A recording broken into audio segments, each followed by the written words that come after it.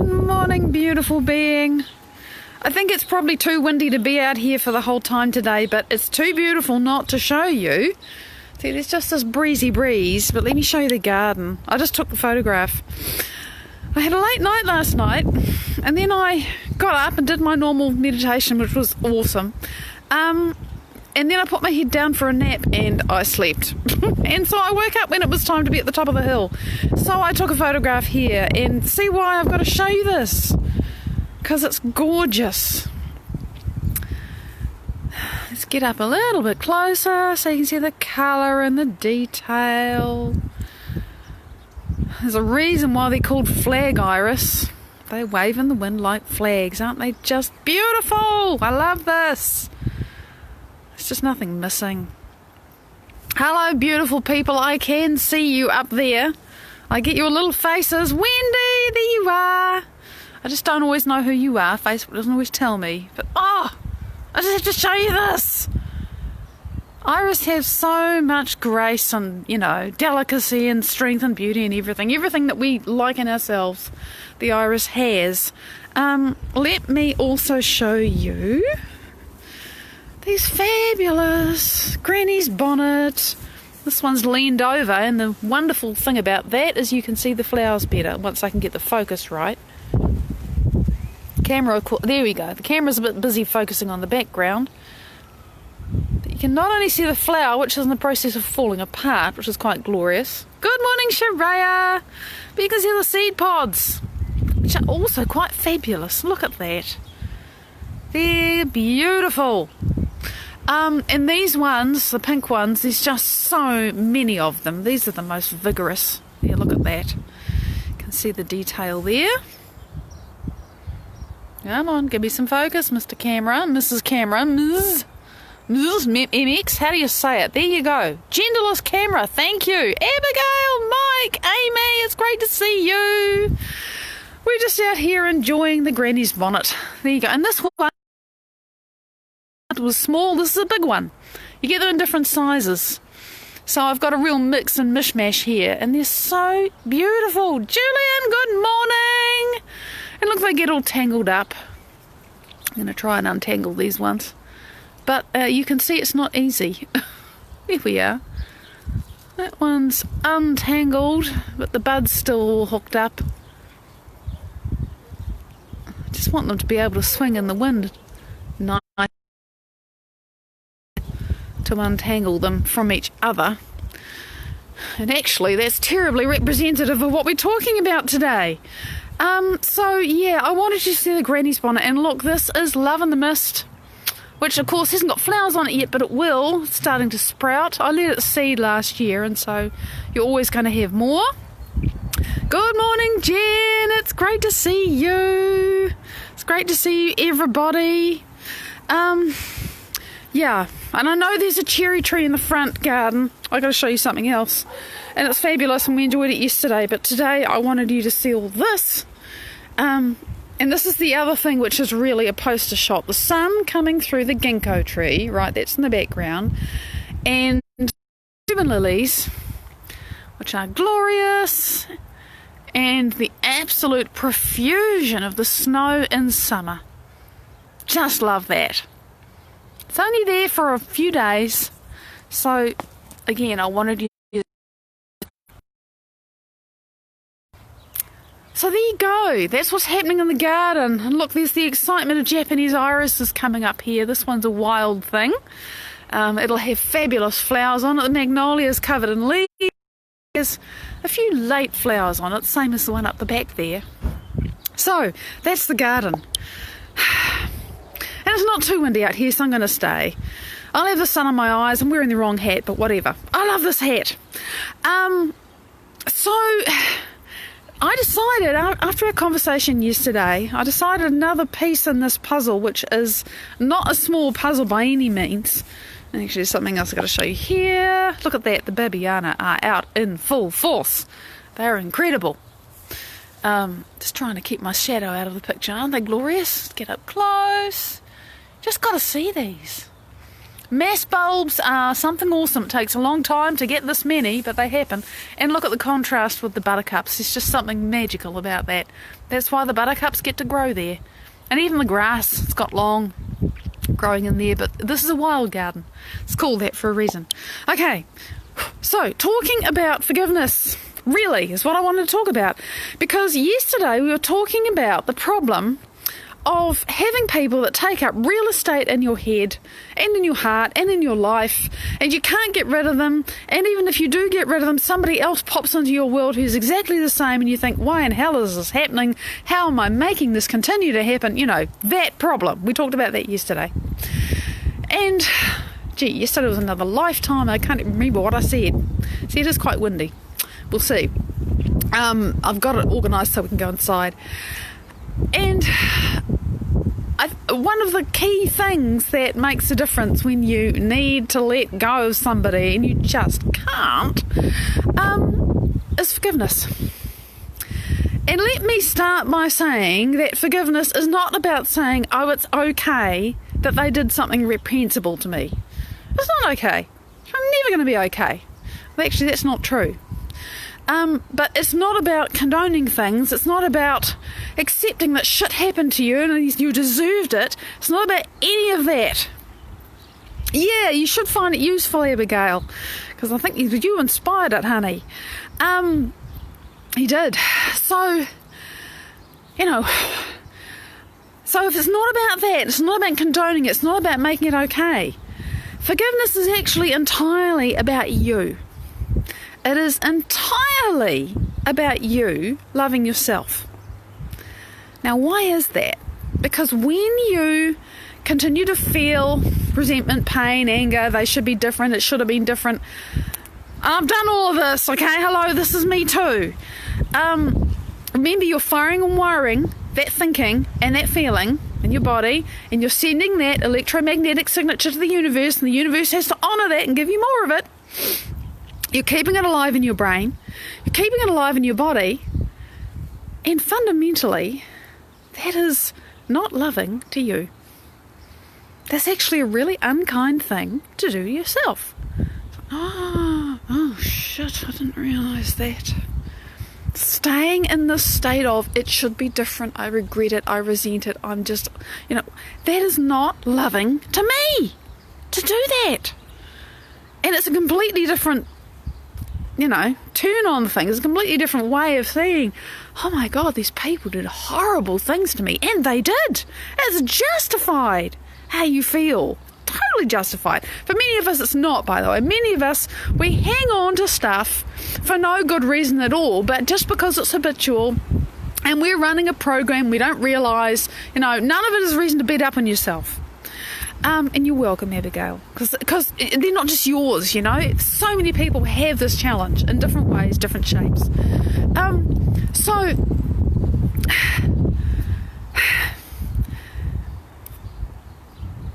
if this is you, staying in that state of being, justified or not, it's not loving to you.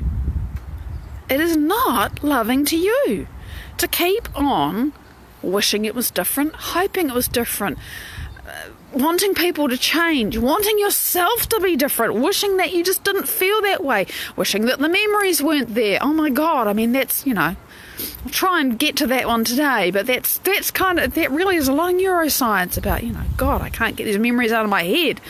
There's a reason why, and it really means you just got to prune those synaptic connections, and that takes work. We've talked about that a lot. It's worth doing. So, fundamentally, holding on to the past, staying in the old thinking and the old feeling and the way of doing them, and the way you keep doing them, it's not loving to you. And to have so much compassion for yourself, I know, Abigail. I'm so grateful that you use this stuff. That's the point. That's what I'm here to do. To have so much compassion and love for yourself that you are willing to let go of the need to be right, of the need to be heard, of the need to be anythinged by the people that hurt you. ultimately it's going to set you free. And then what happens, sometimes in the most astonishing way, is that those people that will never look at you or meet you or, acknowledge anything, something changes that you have nothing to do with. You've not just walked away from them. You've really let go. And this is a process. You don't just snap your fingers and let go of years of abuse or whatever it was, or a deep betrayal or deep pain. We have to work for this freedom, we do. But if you love yourself enough to realise that's what it's about, how much do I love me? Do I love me enough to let go of this very habitual way of thinking and feeling, and to put all of that energy and chemistry that I've been putting for so many years and however long, and for very good reasons, very often, into being my old self? Do I love myself enough to take all of that energy and direct it into being who I want to be now, instead of who I was? Because remember, every time you fire and wire the same thoughts in the same way of being, you're staying in the past, and you keep your body in the past.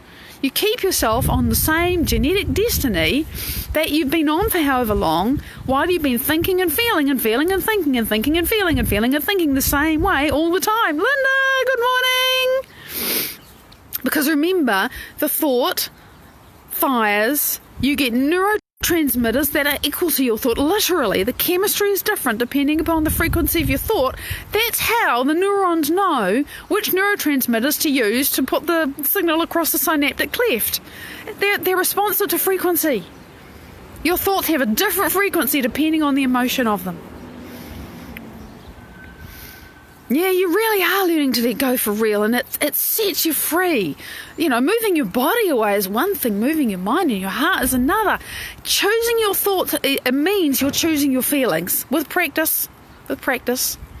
And so you send a thought with a different frequency, and you get different neurotransmitters and different neuropeptides and different hormones, different chemistry, different feelings, and that chemistry changes the expressions of your genes in real time. Now, for someone like me, who's been dealing with, long-term, not severe, okay? I've never been severely ill. I've done a lot of stuff to prevent that, but that didn't mean I wasn't running a lot of fear in my body, in my mind, and I haven't come up through severe abuse. I haven't. But I had a lot of negative programs, and despite everything I'd done, I've been dealing with low-level autoimmunity. I didn't even realise that I had mild anxiety until it stopped. All kinds of things, and tremendous lack mentality, right? And all of those low-frequency thoughts trigger the neurotransmitters and the neuropeptides and the hormones and everything else that go with them, and they make your DNA wake up and respond to that frequency. Good morning, Andrew! That's just how it works. It's the truth of us. And so if you take that habitual thought, if you realise that your habitual thinking and, hanging on and wishing people were different and wanting them to be different and feeling that they should be and it should change and all of that is literally moment to moment being less than ideal for your cells, right? That's another reason. It's not just that your bad, uncomfortable thinking and feeling feels bad. It's physically not good for you. So there's another reason to have compassion on yourself, to love yourself so much. You think, oh my God, this is what I'm doing to me. This is a reason, a really good reason to change, even though it's really hard. And I so want it to be different, but I want something outside of me to change before I feel better, or before I forgive, before I let go. And sometimes the amazing thing does happen outside you, and it's like, oh my God, that's incredible, and then you forgive. But you don't want to really be waiting for somebody else to get their shit together before you can move on with your life. That's, what's most loving to you? How much compassion and love and care do you have for yourself above and beyond what you think should be? Or what you really wish was but isn't? And we have to make this choice so often, so many times, moment to moment, day to day, because that's the process of change. And I talked about that recently, about how if you have this neural trunk, really strong bundle of neural fibers relating to an old story, and you make the conscious choice, just like you have been, Linda, to stop thinking about them and to put your thoughts and feelings somewhere else, there comes a moment when you are choosing so much between those two different realities. It really is, you're choosing realities, that you feel like you're losing your mind, because it's like, I can't do either of them. The old one is familiar, but I don't want to do it. And the new one is there, but it's hard and I can't rest in it. And every time I stop looking, I'm going back to the old one. And it's that very moment where you just, for feck's sake, can this please calm down? That you literally are losing that mind, because those neural connections are pruning apart and the chemistry in your body's changing. So if you feel like you're working really hard at this and it's intense and you're choosing every 5 seconds, just keep going, because you're changing. That's what's happening. And the forgiving is, I can't imagine, Abigail. I just think you're a hero for yourself to be making those choices over and over again, and to realise that the motivation for it is nothing to do with the other person or the other people. It's to do with you and setting yourself free. And this is what I was trying to explain yesterday, and this is the piece that makes sense of it, is that when you hang on to that pain, resentment, it should be different, whatever it is, and oh my God, they're still being horrible people, and I can't change that, and it concerns me about how that affects other people that I care about. Why do you still hold that? Why do you still hold the possibility that these people perpetrate awful things on others? You're actually creating that and making it real. You're making it more real. You're observing it into reality with your fear and concern about it. That's the really, heck thing, So to realise that, just to take your attention off it and to choose your reality, choose how you're going to feel, when you can withdraw your energy, literally the energy of your attention and the energy of your feeling, because what's your attention? It's your thought, it's your electrical thing that says, I am paying attention to this universe, and now I'm feeling, oh my God, that's awful, it's going to happen again. That is a clear intention, and an elevated emotion, and the universe has to honour it. Oh my God, we're so powerful. And as you say, Andrew, when we manage to drop it, it does fade away. But when it's been something that you've worried about and been concerned about for a very long time, it's like, oh my God, to let it go. And I have had this myself quite recently, where I realised I was negatively obsessing. I know it's not just a story. But while we keep observing it and worrying about it, and I'm watching this in my own life about something that I was just telling myself a story about it, and I eventually realised the way I was feeling about it, which I've been doing for decades, was really bad for me and was absolutely reinforcing the current situation. Absolutely reinforcing it. Because I'm saying, it's happening, it's bad, it's happening, I don't like it, it's bad. And that's my signal to the universe. So as I step back, and I'm really proud of me, I'm not reacting to it the way I was. Which is a great first step, to just be not reacting to it. And I have to put more energy into imagining and creating and living in my desires where that thing is not happening and something else is happening. Because if I really do create everything in my life, if I do that well enough, somehow it's going to change, and I don't know. You weren't fooling yourself, honey. This stuff comes in layers, and you've had a big ton of, this is like a chocolate gâteau a la extreme. You're just working through the layers, so be kind to yourself. Really. You've told me enough of what you've gone through to know that this is a process. You signed up for it, but hell, it's a process. So be really kind to yourself. This is why I talk about compassion. This is not something we can just snap our fingers and suddenly feel better about. Realising that whenever that, oh my God, comes up, it's a moment to say, okay, I got to come back to myself. I got to take my attention off that. that's what if it's really extreme, I'll stop, I'll close my eyes. Like, Maddie, you got to open your focus. You got to open your focus. You got to get your attention off this. It happened yesterday. Something came up. It was so cool. I mean, observing this. I was reading neuroscience, learning about the brain, and I suddenly felt myself feeling afraid. And I thought, what? And the thoughts that ran by association very quickly was, there's all these parts of my brain, and if that, and it's saying, and talking about researchers with people who've had strokes in different parts of their brain and what they can and can't see. It was about the occipital lobe, which is what you see with. And the thought in my brain was, really, what would happen if I had that stroke? Is that going to happen to me? Do I need to worry about this now? It was crazy. It was shh. And suddenly I'm feeling afraid, and I thought, whoa, what, Maddie? You got to open your focus. Just take a breath. Connect back to the field. Remember you're loved. Remember you're held. Remember you're supported. Okay. I had to stop that thing before it fired up into real fear. I'm glad you feel safe, Abigail. What you're feeling, I think, is that when I come out of my meditation like I did today, I'm coherent. And coherence feels good. And the more we can create this in ourselves, the better we feel. Wow. You people are amazing. Yeah.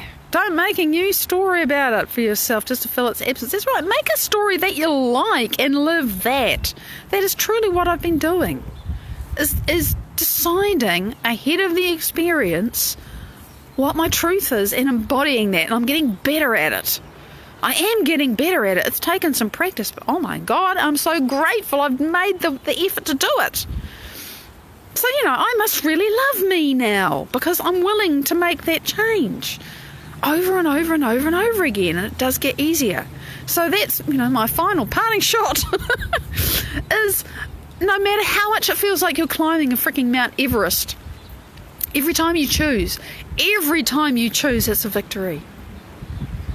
Yeah, every time you choose. And you see, I'm demonstrating to you in my own human experience